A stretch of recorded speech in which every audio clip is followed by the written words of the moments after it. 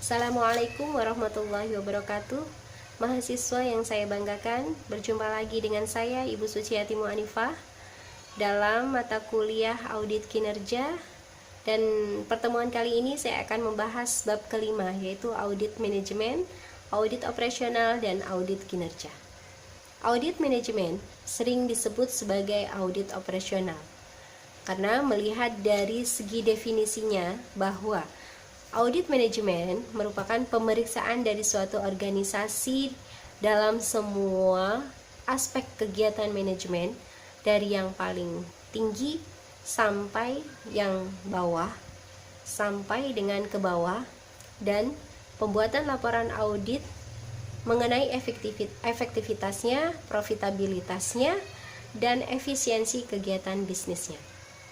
Kemudian melihat dari definisi audit operasional, merupakan proses sistematis untuk mengevaluasi efisiensi dan efektivitas kegiatan suatu organisasi dalam prosesnya untuk mencapai suatu tujuan organisasi dan keekonomisan operasi organisasi yang berada dalam pengendalian manajemen, serta melaporkan kepada orang-orang yang tepat atas hasil evaluasi tersebut, beserta diberikannya rekomendasi untuk melakukan perbaikan.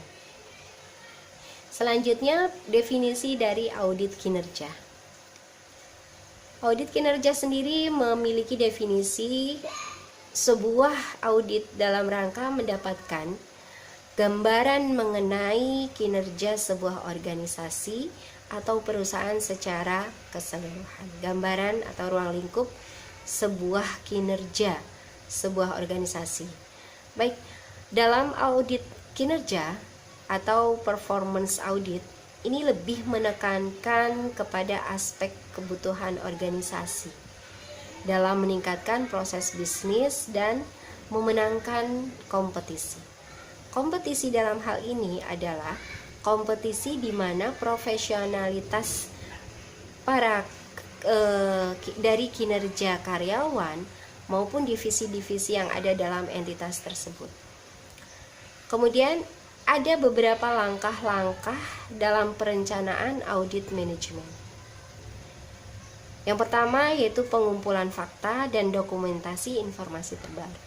Ini bisa dilakukan melalui surat menyurat, kemudian kebijakan dan prosedur dalam perusahaan tersebut, kemudian informasi yang berupa informal maupun formal, baik bisa didapatkan dari karyawan itu sendiri secara langsung maupun melalui informasi yang lainnya.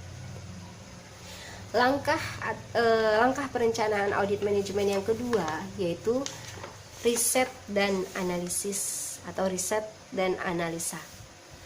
Riset di sini adalah tahap yang paling penting, di mana pengumpulan bukti dan fakta-fakta yang dianggap penting dalam mendukung laporan akhir yang akan diserahkan kepada top management.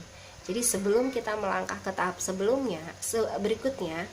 tahap berikutnya, maka kita harus benar-benar membuatkan riset atau analisa terkait dengan pengumpulan bukti fakta tersebut yang dilakukan pada tahap pertama.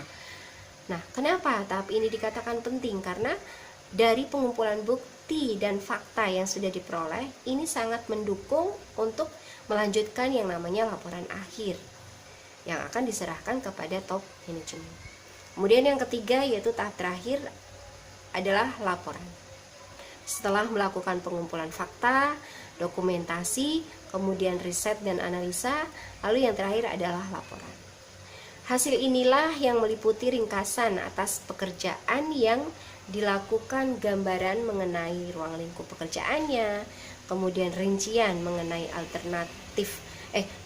perincian mengenai temuan-temuan utama dan diskusi mengenai alternatif apa yang dapat digunakan top manajemen untuk mengurangi permasalahan yang ada. Baik, itu saja yang bisa saya sampaikan.